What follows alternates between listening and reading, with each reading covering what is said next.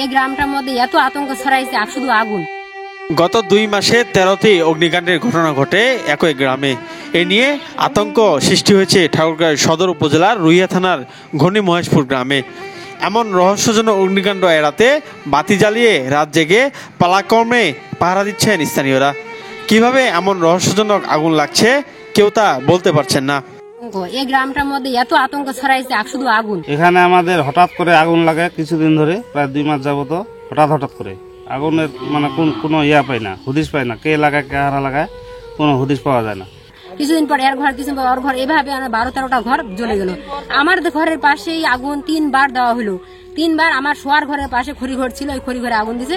ওই খড়ি ঘর এবং ঘর কারি এগুলো দিয়ে মানুষ রাখছে, ওগুলোর মধ্যে আগুন দিয়ে দিছে। ওগুলোর জন্য আমার ঘরে আগুন ঢুকে গেছিল। আমার বৃদ্ধ শ্বশুর শাশুড়ি আছে, আমার ছোট ছোট 2টা বাচ্চা আছে। এই বাচ্চাগুলোকে আমি কিভাবে বের করবো? ওই সময় আগুনের আতঙ্ক। ঘরের মধ্যে কত ধরনের আসবাবপত্র জিনিসপত্র আছে, এই যে মনে করেন যে জমি কাগজপত্র যেগুলো যে জ্বলে যায় আমাদের, আমরা ভবিষ্যতে আমরা পরে আবার এইভাবে কিভাবে করবো? আমরা তো গরিব মানুষ।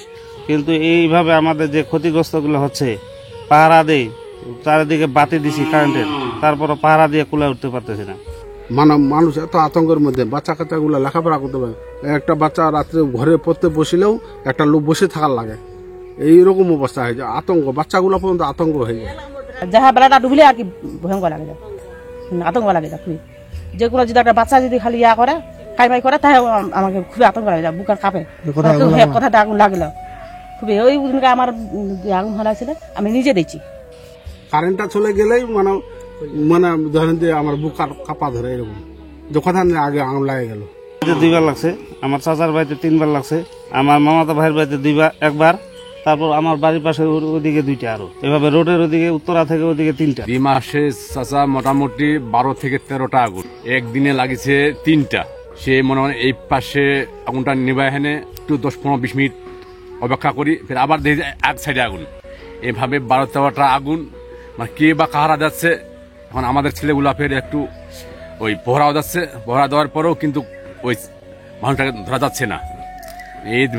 এই জন্য আমাদের এলাকাবাসী প্রায় 2.5 মাস থেকে খুব ভাবে আতঙ্কিত ছিলেন। এলাকার মানুষ খুব দুশ্চিন্তা আছে, মানে সারাদিন পরিশ্রম করে আর রাত্রে আবার জাগনা থাকা লাগে। প্রশাসনের কাছে আমরা তো প্রশাসনকে জানাইছি, তারপরে তো আমাদের নেতা খেতাগুলো জানাইছে। প্রশাসন আমাদের মোটামুটি ওই যে বলতেছিল যে আপনারা মানুষ খুঁজে দেন, ধরে দেন, নাম দেন, হ্যাঁ, এরকম করে বলছিল। তা আমরা না দেখা পর্যন্ত আমরা কিভাবে নাম দেব? একটা মানুষকে এমনিতে হয়রানি করা যায় না। অগ্নিকাণ্ডের ঘটনাগুলো ঘটছে বেশিরভাগ রান্নাঘর ও খড়ি ঘরে। জানা গেছে ওই গ্রামের অগ্নিকাণ্ডে প্রায় 50 লাখ টাকার ক্ষতি হয়েছে।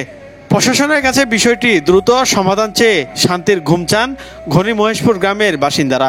এখন এই আগুন মানে নিষ্পত্তি যেন হয়ে যায়, প্রশাসনের কাছে আমরা জোর অনুরোধ চাচ্ছি যে আমরা একটু সজাগ দৃষ্টিতে দেখেন, যে মানুষ আতঙ্কের মধ্যে যেন না থাকে, শান্তির মতো কাজ কাম করে ঘুমাতে পারে। যে সবসময় আগুনে আতঙ্কে থাকি আমরা, আর বৃদ্ধ মানুষগুলোকে কিভাবে বের করবো? কারো পা ভাঙে আছে, কেউ হাত কাঁপুনি পড়ে আছে, আমার শাশুড়ি শ্বশুর। আমার এলাকাটার মধ্যে যে এত আগুন, সবসময় যে আগুনের আতঙ্ক নিয়ে থাকতে হয়, আমাদের সবসময় ভয়ের মাঝে থাকতে হয়। এই ভয়গুলা আমরা চাচ্ছি যে প্রশাসন যেন আমাদেরকে এগুলো ব্যবস্থা নেয় এবং এগুলাকে মানে বাইর করে যে কে এই আগুনটা দিচ্ছে। প্রয়োজনীয় তদন্ত সাপেক্ষে দোষীদের দ্রুত আইনের আওতায় আনা হবে বলে জানান ঠাকুরগাঁও পুলিশ সুপার শেখ জাহিদুল ইসলাম।